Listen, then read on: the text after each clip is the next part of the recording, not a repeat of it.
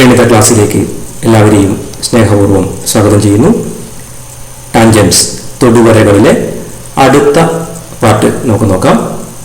സ്ക്രീനിലെ ഒരു വൃത്തം, ഒരു സർക്കിൾ വിത്ത് സെന്റർ O. ഇതിലെ 2 റേഡിയസ് നമ്മൾ മാർക്ക് ചെയ്യാണ്. നോക്കൂ, ഇവിടെ OAയും OBയും വൃത്തത്തിന്റെ ആരങ്ങളാണ്, റേഡിയസ് ആണ്. അതിലൂടെ നമ്മൾ തൊടുവരകൾ വരയ്ക്കാൻ പോവാണ്. എയിലൂടെയും ബിയിലൂടെയും, അതായത് ഈ ആരങ്ങളുടെ എൻ പോയിന്റ്സിലൂടെ ടാൻജൻസ് വരയ്ക്കാൻ പോവുകയാണ്.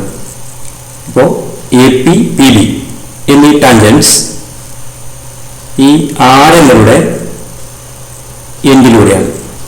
നമ്മൾ കഴിഞ്ഞ ദിവസം പഠിച്ചിരുന്നു, വൃത്തത്തിലെ ഒരു പോയിന്റും ആ പോയിന്റിലൂടെയുള്ള ടാൻജന്റും അതേ പോയിന്റിലുള്ള റേഡിയസും പെർപെൻഡിക്കുലർ ആയിരിക്കും.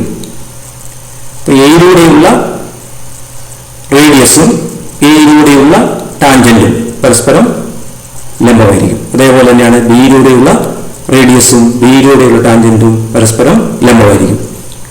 അതുകൊണ്ട് angle A = angle B = 90 degree എന്ന് കിട്ടും, അല്ലെ? ഇത് ഈ ആംഗിൾ എത്രയായിരിക്കും? 90 ഡിഗ്രി ഇതായിരിക്കും. ഇനി നോക്കൂ, angle A plus angle B = 180 ആണ്. Angle A plus angle B = 180. നമ്മൾ പഠിച്ചിട്ടുണ്ട്, ഒരു ക്വാഡ്രിലേറ്ററിന്റെ 4 കോണുകളുടെ തുക 360 ആണ്. ഒരു ചതുർഭുജത്തിന്റെ കോണുകളുടെ തുക 360 ആണ്. അതിൽ 2 കോണുകളുടെ തുക 180 കിട്ടി. Angle A plus angle B = 180 എന്നറിയാം. ഇത് 90 പ്ലസ് 90 180 കിട്ടി. Angle O plus angle P, ആകെയുള്ള 360 നിന്ന് ഈ 180 കുറച്ച് ബാക്കിയുള്ളത് എത്രയായിരിക്കും? 180 ആയിരിക്കും. അതായത് ഈ ആംഗിൾ എയും ആംഗിൾ പിയും കൂടെ കൂട്ടിയാൽ 180 ആയിരിക്കും. ഈ 2 ആംഗിളുകൾ സപ്ലിമെന്ററി ആംഗിൾസ് ആയിരിക്കും, അഥവാ അനുപൂരകങ്ങളായിരിക്കും. ഈ ആംഗിളിനെ പ്രത്യേകം നോക്കൂ, ഇത് ആരങ്ങൾക്കിടയിലുള്ള കോണാണ് ആംഗിൾ O. ആംഗിൾ P എന്ന് പറയുന്നത് ആരങ്ങളുടെ മറ്റേ അഗ്രബിന്ദുക്കളിലൂടെയുള്ള തൊടുവരകൾക്കിടയിലുള്ള കോണാണ്. ഇത് രണ്ടും കൂടെ ചേർന്നിട്ടുണ്ടെങ്കിൽ 180 കിട്ടും. കൂടാതെ ഇവിടെ നോക്കൂ, എതിർ കോണുകൾ, അതായത് ഓപ്പോസിറ്റ് ആംഗിൾസ് സപ്ലിമെന്ററി ആണ്. എതിർ കോണുകൾ അനുപൂരകങ്ങളാണ്. ഒരു ചതുർഭുജത്തിന്റെ എതിർ കോണുകൾ അനുപൂരകങ്ങളാണെങ്കിൽ അവ സൈക്ലിക് ആയിരിക്കുമെന്ന് നമ്മൾ പഠിച്ചിട്ടുണ്ട്. ചക്രീയ ചതുർഭുജങ്ങളായിരിക്കും. അതായത് ഈ 4 ബിന്ദുക്കളിലൂടെയും OAPB എന്നീ പോയിന്റിലൂടെ കടന്നു പോകുന്ന ഒരു വൃത്തം വരയ്ക്കാൻ നമുക്ക് കഴിയും. ഇതാണ്ടോ, സൈക്ലിക് ആണെന്ന് കിട്ടും. അതായത് ഈ 4 ബിന്ദുക്കളെ പ്രത്യേകം നോക്കുക. ഒന്ന് വൃത്തത്തിന്റെ കേന്ദ്രമാണ്, മറ്റേത് വൃത്തത്തിലെ 2 ബിന്ദുക്കളാണ്. എയും ബിയും വൃത്തത്തിൽ 2 ബിന്ദുക്കളാണ്. 4ാമത്തെ ബിന്ദുവോ ആ ബിന്ദുക്കളിലൂടെയുള്ള തൊടുവരകൾ കൂട്ടിമുട്ടുന്ന ബിന്ദുവാണ്. അതായത് ഒരു വൃത്തത്തിന്റെ കേന്ദ്രം, വൃത്തത്തിലെ 2 ബിന്ദുക്കൾ, ആ ബിന്ദുക്കളിലൂടെയുള്ള തൊടുവരകൾ മീറ്റ് ചെയ്യുന്ന പോയിന്റ്, ഇവ 4ഉം ചേർത്ത് വരയ്ക്കുന്ന ചതുർഭുജം ചക്രീയമായിരിക്കും. ഇതാണ് ഇപ്പോൾ പറഞ്ഞ റിസൾട്ട് നോക്കുക. The quadrilateral with vertices at the center of a circle, 2 points on it, and the points where the tangents at these points meet is cyclic. അതായത് ഒരു വൃത്തത്തിന്റെ കേന്ദ്രവും അതിലെ 2 ബിന്ദുക്കളും ഈ ബിന്ദുക്കളിലൂടെയുള്ള തൊടുവരകൾ കൂട്ടിമുട്ടുന്ന ബിന്ദുവും മൂലകളായ ചതുർഭുജം ചക്രീയമാണ്. ഒരു വൃത്തത്തിന്റെ കേന്ദ്രവും അതിലെ 2 ബിന്ദുക്കളും ഈ ബിന്ദുക്കളിലൂടെയുള്ള തൊടുവരകൾ കൂട്ടിമുട്ടുന്ന ബിന്ദുവും മൂലകളായ ചതുർഭുജം ചക്രീയമാണ്. ഇവിടെ മറ്റൊരു റിസൾട്ട് കൂടി കാണാം. അതായത് ഈ 2 ആംഗിൾ സപ്ലിമെന്ററി ആണ്. ആംഗിൾ Oയും ആംഗിൾ Pയും സപ്ലിമെന്ററി ആണ്. അതായത് ഇവിടെ ആരങ്ങൾക്കിടയിലുള്ള കോണും ആരങ്ങളുടെ മറ്റേ അഗ്രങ്ങളിലൂടെയുള്ള തൊടുവരകൾക്കിടയിലുള്ള കോണും സപ്ലിമെന്ററി ആയിരിക്കും. അതായത് angle O plus angle P, അല്ലെ, 180 ആയിരിക്കും. അത് എങ്ങനെ എഴുതാം? In A circle the angle between the radius through 2 points and the angle between the tangents at these points are supplementary. അതായത് ഒരു വൃത്തത്തിലെ 2 ബിന്ദുക്കളിലൂടെയുള്ള ആരങ്ങൾ ചേരുന്ന കോണും ഈ ബിന്ദുക്കളുടെ തൊടുവരകൾ ചേരുന്ന കോണും അനുപൂരകമാണ്. വൃത്തത്തിലെ 2 ബിന്ദുക്കളാണ് എയും ബിയും. എയിലൂടെയും ബിയിലൂടെയുള്ള ആരങ്ങൾ ചേരുമ്പോൾ ഉണ്ടാകുന്ന കോണാണ് ആംഗിൾ AOB. എയിലൂടെയും ബിയിലൂടെയുള്ള തൊടുവരകൾ ചേരുമ്പോൾ ഉണ്ടാകുന്ന കോണാണ് ആംഗിൾ P. ഈ രണ്ട് ആംഗിളുകൾ സപ്ലിമെന്ററി ആയിരിക്കും. ഇത് രണ്ടും കൂടെ കൂട്ടിയാൽ 180 ആയിരിക്കും. Angle O plus angle P is equal to 180. ഇത് വളരെ പ്രധാനപ്പെട്ട ഒരു തത്വമാണ്. നോക്കുക, ചിത്രത്തിലോട്ട് നോക്കുക. ചിത്രത്തില് ഒരു വൃത്തമുണ്ട്, ഒരു സർക്കിൾ. സർക്കിളിനെ പുറത്തുകൂടി ഒരു ത്രികോണമുണ്ട്. ഈ ത്രികോണത്തിന്റെ പ്രത്യേകത, ത്രികോണത്തിന്റെ വശങ്ങൾ, സൈഡ്സ്, ഈ വൃത്തത്തിന്റെ ടാൻജൻസ്, ഓരോ വശവും ഈ വൃത്തത്തിന്റെ തൊടുവരകളാകുന്ന വിധത്തിലാണ് ഈ ത്രികോണം വരച്ചിരിക്കുന്നത്. ഇതൊരു നമ്മളോട് പറഞ്ഞിരിക്കുന്നത്, ഈ വൃത്തം വരയ്ക്കുക, വൃത്തത്തിന്റെ തൊടുവരകളായി വരുന്ന വിധത്തിൽ, ത്രികോണത്തിന്റെ വശങ്ങൾ വൃത്തത്തിന്റെ തൊടുവരകളായി വരത്തക്ക വിധത്തിൽ ഒരു ഐസോസെലസ് ട്രയാങ്കിൾ, ഒരു ഇക്വലേറ്റർ ട്രയാങ്കിൾ വരയ്ക്കുക. ആദ്യം ഒരു വൃത്തം വരയ്ക്കുക, അതിനുശേഷം ഒരു ഇക്വലേറ്റർ ട്രയാങ്കിൾ, ഒരു സമഭുജ ത്രികോണം, ത്രികോണത്തിന്റെ വശങ്ങൾ വൃത്തത്തിന്റെ തൊടുവരകളായി വരുന്ന വിധത്തിൽ, ടാൻജൻസ് ആയി വരുന്ന വിധത്തിൽ വരയ്ക്കാനാണ് പറഞ്ഞിരിക്കുന്നത്. ഇതെങ്ങനെ വരയ്ക്കാം? ഇപ്പം നമ്മൾ പറഞ്ഞ തത്വം ഉപയോഗിച്ച് നമുക്ക് എങ്ങനെ വരയ്ക്കാമെന്ന് നോക്കാം. ഇവിടെ നോക്കൂ, ആദ്യം ഈ ത്രികോണത്തിന്റെ ഓരോ വശവും വൃത്തത്തെ തൊടുന്ന ബിന്ദു, പോയിന്റ് ഓഫ് കോണ്ടാക്ട് നമുക്ക് മാർക്ക് ചെയ്ത് നോക്കാം. കണ്ടോ, ABC ഇവയാണ് പോയിന്റ് ഓഫ് കോണ്ടാക്ട്. തൊടുവരകൾ വൃത്തത്തെ തൊടുന്ന ബിന്ദുവും വൃത്തകേന്ദ്രവുമായിട്ട് യോജിപ്പിക്കാം. ഇവിടെ ആംഗിൾ നോക്കാം, angle P, angle Q, angle R നമുക്കറിയാം 60 ഡിഗ്രി ആണ്. ഇനി ഈ ആംഗിൾ ഇപ്പോൾ നമ്മൾ പഠിച്ചു, വൃത്തത്തിൽ ഏതെങ്കിലും രണ്ട് ബിന്ദുക്കളിലൂടെയുള്ള ആരങ്ങൾക്കിടയിലുള്ള കോണും, വൃത്തങ്ങളിലെ ഏതെങ്കിലും രണ്ട് ബിന്ദുക്കളിൽ നിന്നുള്ള ആരങ്ങൾ തമ്മിലുള്ള കോണും, അതേ ബിന്ദുക്കളിലൂടെയുള്ള തൊടുവരകൾ തമ്മിലുള്ള കോണും സപ്ലിമെന്ററി ആയിരിക്കും.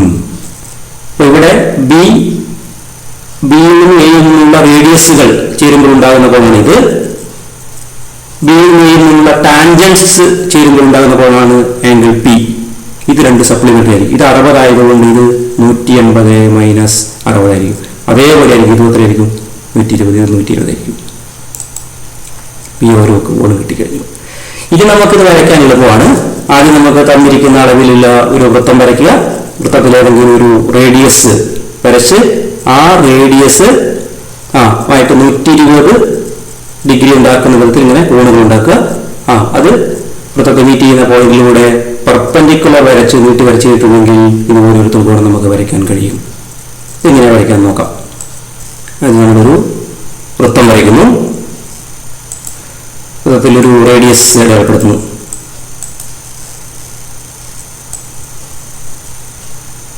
റേഡിയസുമായിട്ട് 120 ഡിഗ്രി ഉള്ളൊരു കോൺ ആദ്യം ഉണ്ടാക്കുന്നു.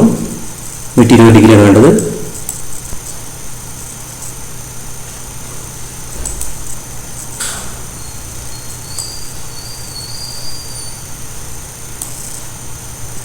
ഈ സൈഡിൽ ഒരു 120 ഡിഗ്രി ഉണ്ടാക്കുന്നു.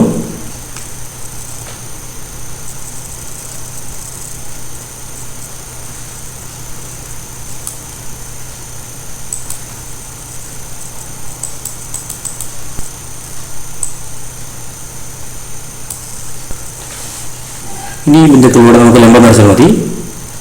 ഇവിടെ പ്രൊട്രാക്ടർ ഉപയോഗിക്കാം, അല്ലെങ്കിൽ കോമ്പസ് ഉപയോഗിക്കാം, ഏതാണ് സൗകര്യപ്രദമായിട്ട് വരയ്ക്കാം.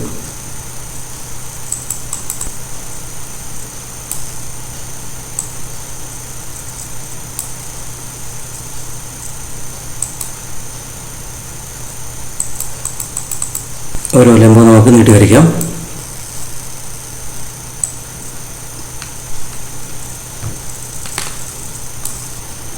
നമുക്ക് ആവശ്യമായ ചിത്രം കിട്ടിക്കഴിഞ്ഞു. ചിത്രത്തിൽ കോണുകൾ നോക്കുക. ഇവിടെ 60 ആയതുകൊണ്ട് ഇവിടെ 120 എടുക്കണം. കാരണം എന്താണ്? ഈ രണ്ട് ആംഗിൾ സപ്ലിമെന്ററി ആയിരിക്കും.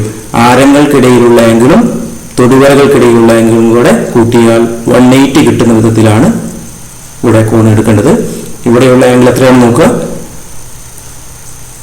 180യിൽ നിന്ന് അത് കുറച്ചതായിരിക്കണം ഇവിടെ എടുക്കേണ്ടത്. ആ രീതിയിൽ എടുത്താൽ ഏത് ത്രികോണം നമുക്ക് ഇതുപോലെ വരയ്ക്കാൻ കഴിയും. അടുത്തൊരു ക്വസ്റ്റ്യൻ നോക്കാം. അടുത്തൊരു question, draw A circle of radius 2.5 centimetres, draw A triangle of angle 40 degree, 60 degree, 80 degree with all its sides touching the circle. ആരം 2.5 സെന്റിമീറ്റർ ആയ ഒരു വൃത്തം വരയ്ക്കുക. വശങ്ങളെല്ലാം ഈ വൃത്തത്തെ തൊടുന്നതും കോണുകൾ 40 ഡിഗ്രി, 60 ഡിഗ്രി, 80 ഡിഗ്രിയുമായ ത്രികോണം വരയ്ക്കുക. ഇതെങ്ങനെയാണ് വരയ്ക്കാൻ നോക്കാം. നമുക്ക് ഒരു റഫ് ചിത്രം വരച്ചു നോക്കാം. ഒരു റഫ് ചിത്രം ഇങ്ങനെയാണ് വേണ്ടത്. ഒരു ത്രികോണത്തിന്റെ കോണുകൾ 60 ഡിഗ്രി, 80 ഡിഗ്രി, 40 ഡിഗ്രി. അത് ആരം 2.5 സെന്റിമീറ്റർ ആയിട്ടൊരു വൃത്തം വരയ്ക്കുക. ആ വൃത്തത്തിന് പുറത്ത് ഒരു ത്രികോണം, വശങ്ങൾ തൊടുവരകളാകുന്ന വിധത്തിൽ, വശങ്ങൾ ടാൻജന്റ് ആകുന്ന വിധത്തിൽ ഒരു ത്രികോണം വരയ്ക്കുക. ത്രികോണത്തിന്റെ കോണുകൾ 60, 40, 80 ആകണം. ഇവിടെ നമ്മൾ നേരത്തെ കണ്ടതനുസരിച്ച് നമുക്കറിയാം, ഇവിടെ ആണ് ഇത് തൊടുന്നതെങ്കിൽ അല്ലെ, തൊടുന്നതെങ്കിൽ ആ വൃത്തവും വശവും തൊടുന്ന ഈ ബിന്ദുവിൽ നിന്ന് ഇങ്ങോട്ട് ഒരു വര വരച്ച് ചെയ്തിട്ടുണ്ടെങ്കിൽ ഈ ആംഗിൾ അല്ലെ, ഇത് 60 ആണെങ്കിൽ ഇത് എത്ര വേണമെന്ന് നമുക്കറിയാം. എത്ര വേണം? ഇത് 120 ആയിരിക്കണം അല്ലെ. ഇത് 80 ആണെങ്കിൽ ബാക്കി എത്ര ഉണ്ടാവും? രണ്ടും കൂടെ കൂട്ടി 150 തരണം. അപ്പൊ ഇവിടെ എത്ര ആയിരിക്കണം? ഇവിടെ 100 തരണം. ഇവിടെ 40 ആയതുകൊണ്ടോ ഇവിടെ 140 തരണം. ആ രീതിയിൽ ആദ്യം വൃത്തം വരയ്ക്കുക. വൃത്തത്തിൽ ആരങ്ങൾക്കിടയിലുള്ള കോണ് അല്ലെ, ഇതിന് സപ്ലിമെന്ററി ആകുന്ന വിധത്തിൽ ഈ കോൺ എത്രയാണോ അതിന് സപ്ലിമെന്ററി ആകുന്ന വിധത്തിൽ ഇവിടെ ഒരു കോണ് വരച്ച് കഴിഞ്ഞിട്ടുണ്ടെങ്കിൽ അത് കഴിഞ്ഞിട്ട് ആരങ്ങൾക്ക് ലംബം വരച്ചാൽ നമ്മുടെ ത്രികോണം പൂർത്തിയാകും. എങ്ങനെയാണ് വരയ്ക്കുന്നത് നോക്കാം. ആദ്യം നമുക്ക് തന്നിരിക്കുന്ന അളവിൽ ഒരു വൃത്തം വരയ്ക്കാം. അതിന് വൃത്തം വരച്ചു. വൃത്തത്തിലെ ഒരു ആരം, ഏതെങ്കിലും ഒരു ആരം വരയ്ക്കുന്നു. ഇത് നോക്കൂ, ഇവിടെ ഒരു കോണ് 80 ഡിഗ്രിയാണ്. അപ്പോൾ 80ന് സപ്ലിമെന്റ്, അപ്പൊ 100, 150 മൈനസ് 80 ഇവിടെ വരയ്ക്കാം. 100 എടുക്കുക. 150 മൈനസ് 80 ഇവിടെ എത്ര വരും? ഇവിടെ 100 ഡിഗ്രി അടപ്പെടുത്തുക. നമുക്ക് സ്കെയിൽ വെച്ച് യോജിപ്പിക്കാം.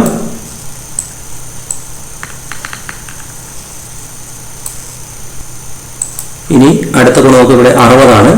അപ്പോൾ 150 മൈനസ് 60, 120 ആണ് അടുത്ത് വരയ്ക്കേണ്ടത്. പ്രൊട്ടക്ട് വെക്കുന്നതൊക്കെ ശ്രദ്ധിക്കുക. ഈ ബിന്ദുവിനാണ് വെക്കേണ്ടത്. ഇതിനോട് ശരിക്ക് ചേർന്നിരിക്കുന്ന വിധത്തിൽ വെക്കണം. കറക്റ്റ് ചേർന്നിരിക്കുന്ന വിധത്തിൽ വെക്കുക. നമുക്ക് വേണ്ട എത്രയാണ്? 60 ആണ്. 150 മൈനസ് 60, 120. ഇവിടെ നിന്ന് എടുക്കുക. 120 എടുക്കുക. ഇവിടെ വരെ വരും 120. ഇതും സ്കെയിൽ വെച്ച് നമുക്ക് വരയ്ക്കാം.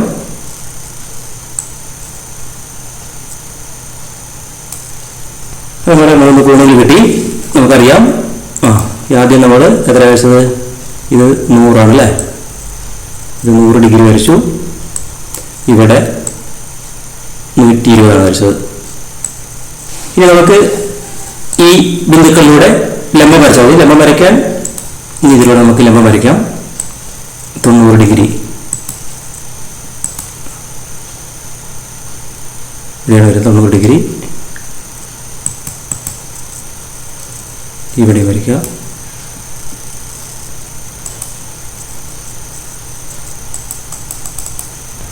ഇവിടെ വരയ്ക്കുക.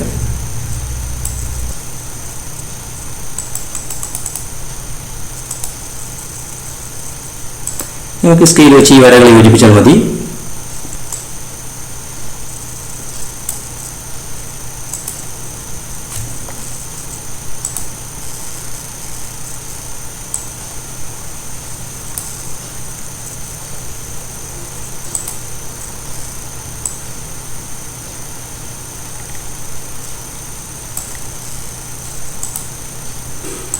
നമുക്ക് തന്നിരിക്കുന്ന അളവിലുള്ള ചിത്രം ഇവിടെ പൂർത്തിയായി.